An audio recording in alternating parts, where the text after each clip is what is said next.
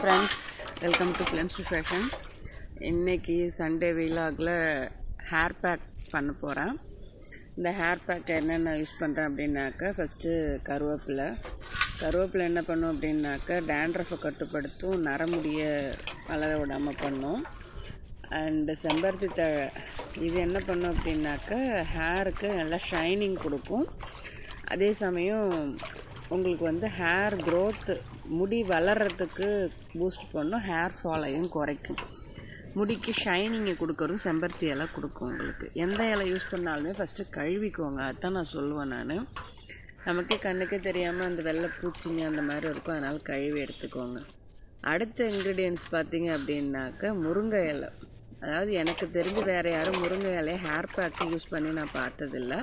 ஆனால் நான் யூஸ் பண்ணுவேன். எதுக்கு அப்படின்னாக்கா டேண்ட்ரஃப் குறையும், பொடுகு தொல்லை குறையும், பேன் தொல்லை குறையும். இது ரெண்டுமே முருங்கை இலை யூஸ் பண்ணுறதுனால உங்களுக்கு கிடைக்கும். அதே மாதிரி வேர்க்கால்களை பலப்படுத்துறதும் முருங்கை இலை பண்ணும். ஸோ வெந்தயம் நைட்டு நான் ஊற வைக்கல.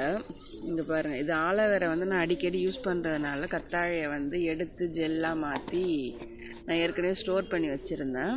ஸோ அதையும் கொஞ்சம் எடுத்துக்க போகிறேன். அடுத்து வெந்திவரை கொஞ்சம் எடுத்துப்போம். நான் வெந்திவரை நைட்டு ஊற வைக்கல, அதனால் அதை ஃபஸ்ட்டு பவுட்ரு பண்ணிக்க போகிறேன். ஊற வச்சுருந்தோம் அப்படின்னாக்கா அரைக்கிறது ஈஸி நமக்கு.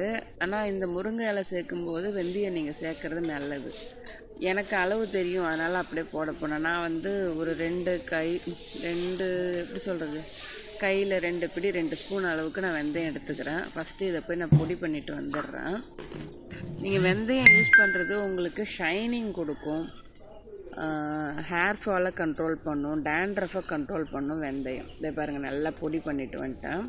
நீங்கள் அப்படியே போட்டு அரைச்சிங்கன்னா அது மையாது, கொஞ்சம் நல்லா பவுட்ரு பண்ணி எடுத்துக்கோங்க. அதனால் இப்போ நல்லா நான் பவுட்ரு பண்ணி எடுத்துக்கிட்டேன். வெந்தயத்தை ஆட் பண்ணிவிட்டு, வெந்தய பவுட்ரு ஆட் பண்ணிவிட்டு, அடுத்து செம்பருத்தி இலை, அடுத்து முருங்கை இலை, அடுத்து கருவேப்பிலை, இது எல்லாத்தையுமே ஆட் பண்ணி போனாமல். ஆனால் எனக்கு முருங்கை இலை யூஸ் பண்ணதுக்கு ஆரம்பித்ததுக்கு அப்புறமேலுக்கு என் தலையில் சுத்தமாக டேண்ட்ரஃபே கிடையாதுங்க. கத்தாழை ஜெல் ஒரு 3 ஸ்பூன் கிட்ட நான் எடுத்து ஊற்றிக்கிட்டேன். இது நான் வீட்டிலே செஞ்சு வச்சேன் கத்தாழை ஜெல், அதனால் அது ஒரு 3 ஸ்பூன் கிட்ட நான் ஊற்றிக்கிட்டேன். கத்தாழை என்ன பண்ணும் அப்படின்னாக்கா ஹேரை கண்டிஷன் பண்ணும், வேர்க்காலில் இருக்கக்கூடிய பாக்டீரியாவை குறைச்சி வேர்களை வலுப்படுத்தும். கத்தாழை நம்ம தலைக்கு யூஸ் பண்ணிட்டோம் அப்படின்னாக்கா. ஸோ அதனால் நான் எப்போவுமே ஹேர் பேக் யூஸ் பண்ணாக்கா அதில் கண்டிப்பாக நான் கத்தாழை யூஸ் பண்ணுவேன்.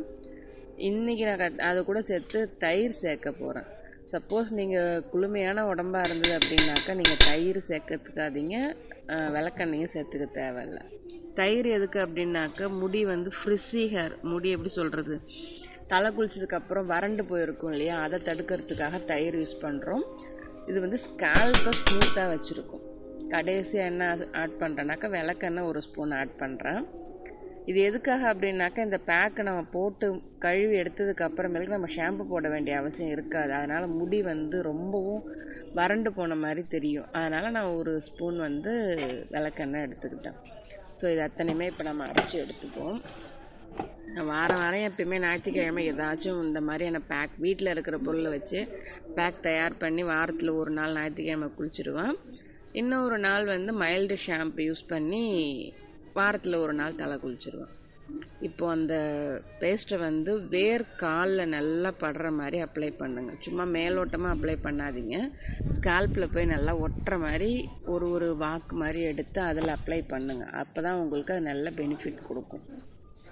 கொஞ்சம் வேலை தான் இழுக்கும் இந்த மாதிரியான ஹேர் பேக் போடுறது. பட் நான் இதை பண்ணுறதுனால தான் என் முடி இது வரைக்கும் நரைக்காமல் இருக்குது, அடர்த்தியும் இருக்குது. நான் அதே அளவு நான் மெயின்டைன் பண்ணிட்டும் இருக்கிறேன் நான் என் முடியை. ஸோ நீங்களும் ட்ரை பண்ணி பாருங்கள். கொஞ்சம் வேலை தான் பார்க்காதீங்க, எவ்வளவோ கெமிக்கல் ஷாம்புக்கு இது எவ்வளவோ பெட்ரு.